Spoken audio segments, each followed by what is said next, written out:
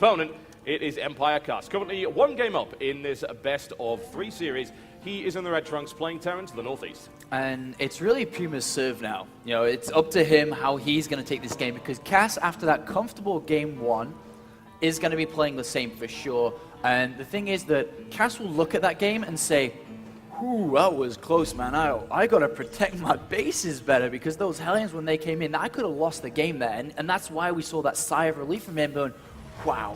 Yeah, if we'd seen more of that, that could have been an entirely different game. Yeah. The way to take Cass down in this kind of matchup is, once he gets to 3, maybe 4 bases, he goes production. It's ridiculous. It's like he goes Super Saiyan at that point. Yeah. You know, he's just flexing his muscles. There's this gold glow. He's shouting a lot. It takes about 3 episodes. But whatever the case, he is able to do so much with that. He just understands that build so very well, and how Terran is supposed to be played in the macro style. Absolutely. He does it really well. And An it looks interesting like position for Cass on this barracks, by the way. Yeah, I mean, I don't know what that's for, but we will follow that shortly. But Puma, again, has opened up with Refinery first. He's going to, by the looks of it, do the same, if not a little bit of a variant from game 1. Maybe Cloak Banshee this time around, maybe some Hellion Drop or something along those lines, but definitely looking to be aggressive. But, excuse me, on the other hand, we do have Cass with the gas after the barracks. And the barracks is hidden, but we don't actually see a scout from Puma yet, not really opting to go out at all early on.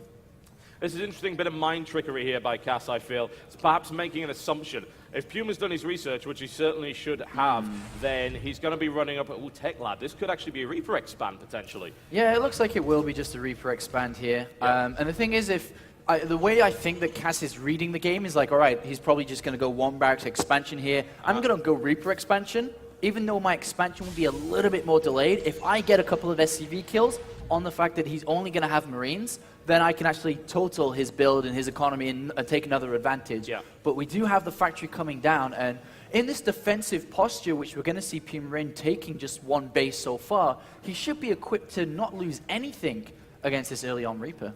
In theory, yes. We'll see how good the control really is from him. He's got to put his Marine all the way at the front. In fact, he's actually going to leave entirely with it. Which, yeah, he's looking for that scout in SCV, realizing that it's gone top left rather than straight down. Yeah, going for the interception here, which he's going to be able to do significant damage. Wow, even blocking it off. That was some lovely micro there by Puma. Yeah, it doesn't quite get it though, but the Reaper is out, and there is the expansion down for Cass, and the Reaper may actually target down the Marine. I guess there's kind of 2 options he has. Target down the Marine, reveal your Reaper, and then try to go in, or run straight past the Marine. And looky, there's no second Marine, there's a second gas instead. There's only going to be 1 Marine out. Oh my god, this could be so disastrous for Puma. It very much There's could. nothing there. There's only SCVs and 1 Marine about to pop out, a second one in construction. Cass can easily snipe the first Marine and go just straight for the mineral line. Yeah, especially if he gets the first shot off on it. He goes in, he's now being spotted. Here comes the damage. Cass needs to fire on that Marine immediately in order to bring it down, but here it comes. The micro from Cass has got to be great here to do significant damage, but he just has a wonderful playing field to go absolutely crazy on. That's 2 worker kills already. Reaper's paid for itself. No problem at all. He goes for a straight up fight against that Marine and tries to get a 3rd one. He gets a 3rd one. Well worth it.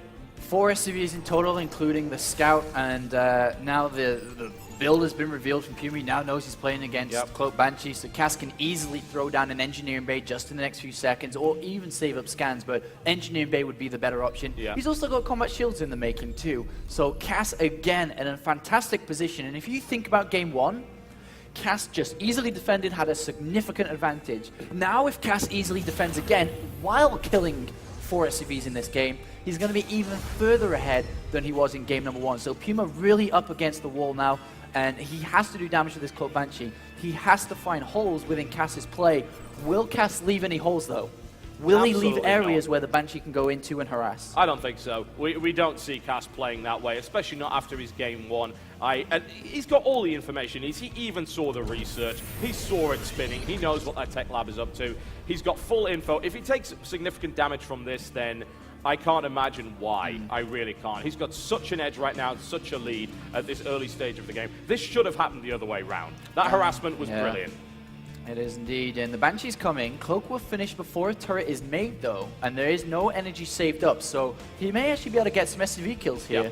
And we'll see. I mean, maybe Cass was thinking, well, I guess he's going to have to cancel Cloak now. I've seen it. But the turrets are coming down. And as you can see, Cloak is now finished. There's scans available in 10 energy time.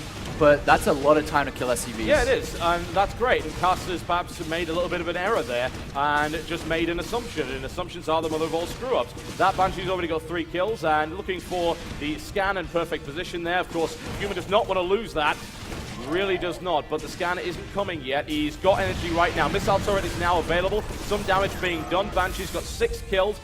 Almost paid for itself. I mean, it is a big gas investment early on, and honestly, Cast is still ahead in terms of his economy. Yeah, he is, but he's investing a lot in turrets. He's got 3 in his main base, a 4th one built in his main base, and 1 on the natural. That's 500 minerals in turrets alone. So he may have overproduced in turrets here, I feel. Possibly, yeah. But, I mean, especially if, you know, that's it. There's just 1 Banshee. So I actually think that was a pretty good job there by Puma, and he's equaled up the game a little bit now.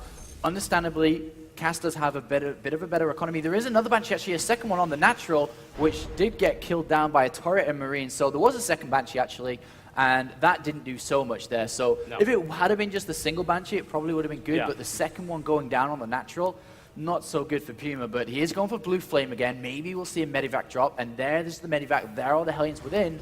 So it looks like that's going to be happening here into the main base. Yeah, the risk, I suppose, is that he's forced a lot of turrets out from Cass, and that's actually going to serve Cass pretty well in the later game, simply because of his ability now to limit the number of drop sites that are viable for Hellion drops from the Medivac. If he goes anywhere near a turret, the Medivac dies. It's as simple as that. Hellions can't kill the turret, so the Medivac is dead. This limits the number of places where he can safely drop and harass from. Yeah, I mean, the thing is with Puma's style, he wants to obviously go into mech after.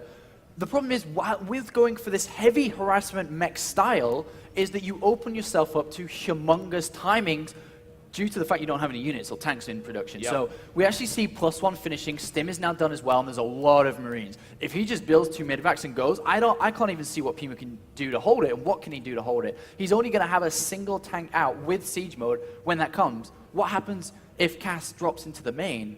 And that Medivac, I don't know what that Medivac from Puma is doing. I don't know if there's a bit of baiting there or something, but he hasn't dropped. And Cass's army, let's have a look at the army supply, 42 versus 27.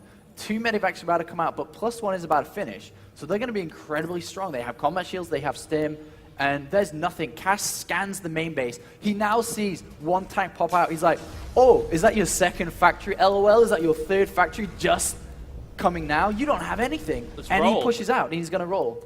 Yeah, Autobots roll out. He is on his way, and air superiority, not a factor this time around. This is going to give Cass an edge because these Medivacs will not die anywhere near as fast as they did in the first time. There are no Vikings at all. But this column of Marines is vulnerable to constant harrying by those Blue Flame Hellions. And if Puma is able to thin out this Marine force before it hits, then he may be able to survive. Yeah, I mean, he's got tanks in position, so he should be okay in theory. And he also has a couple of backup auto turrets that he can use just to do a bit of extra damage to the Marines. And it looks like we have a barracks and Medivac floating in the bottom. I have no idea what that's for. And SCV does go out for Puma, sees the bio just outside his main base. Will Cass decide to drop here. And Puma's covering all areas. Has a bunker with 2 Marines and a tank on the natural. But also in the main, he has a lot of Blue Flame Hellions and a tank and Banshees to deal damage as soon as they land. And I think that Puma's covered all areas here, and I don't really think Cass can go in the way he was weighing up the option and does decide to return home. But at the same time, Cass has a 3rd base now. So we're in that scenario again where Cass again has the economic lead, taking that earlier 3rd base, which as a bio player should be happening. Yeah, Cass is really comfortable. Once he gets up to his 3rd base, then everything gets wonderful for him. Pretty much hitting 2,000 minerals, dropping a lot of mules in there and getting a good advantage. And at this point, he will just up the number of bags. He sees building 3 at once. He'll keep his upgrades flowing at the right pace. He'll always build the right add-ons, the right number of barracks, and he'll never get supply blocked either. Yeah, and he's going to make it really difficult for Puma to take a 3rd base. That's Cass's goal right now, is I'm going to build up my army, and then I'm going to attack, replenish. I've got a lot of barracks. But you, sir, are not taking that 3rd base. You can have a decent-sized army from 2 base, but it will be never as strong and well upgraded without the extra gas that you would gain from that 3rd base. So he's killing rocks, making sure that all the run-bys are available to him, that no expansion can come down at this south side. He has Marines spread out. That's the change we're seeing from Cass here. He's saying, I will not lose to any drops. I'm making sure that I have units spread everywhere, that when these Blue Flame Hellions do come in to try and slow me down from where I want to be, I'm going to see it.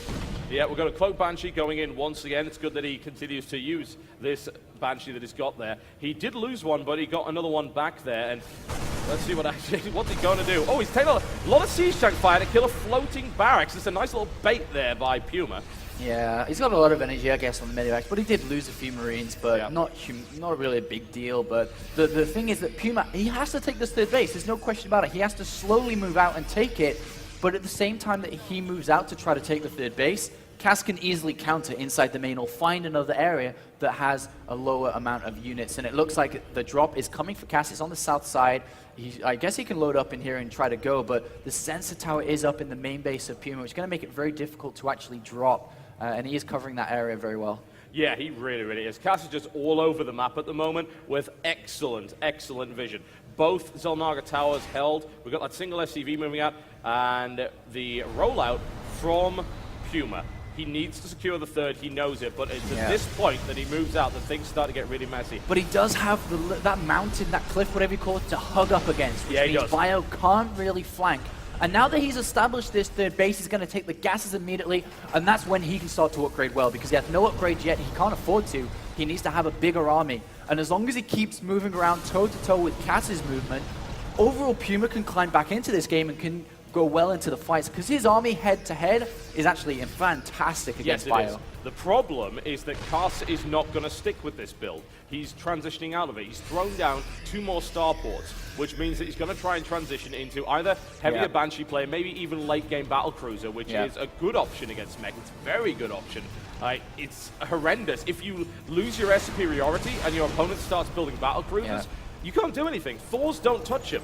Yeah, and he's also upgrading too, so as he takes this new base and potentially the gas is there immediately, we could actually see that switch over. Tech labs are being thrown onto the barracks now, and there's no Thors. There's Vikings though, and a Ravens, which will help out, but if he all of a sudden just explodes with 15 Vikings or something after losing some Bio, and it looks like Cass is setting up a flanking stims, but I don't think this is the best engagement for Cass. I don't know if it is, really. I mean, he's got a good arc, but there's so many Hellions. The Marines die incredibly rapidly. He's able to penetrate into the defenses of his opponent, but nowhere near enough damage done right there. That was an excellent hold by Puma. This is a really big timing for Puma just to pick up everything and rush towards that Xel'Naga tower, set up position before the Bio can be reinforced out, and he immediately is going to go there, and all of a sudden Cass's third base is going to be under so much heavy fire, and in come the Hellions, Total Biscuit. There's nothing going to be left of that one, I can tell you, other than smoldering rubble on the ground, but the Marauders moving quickly.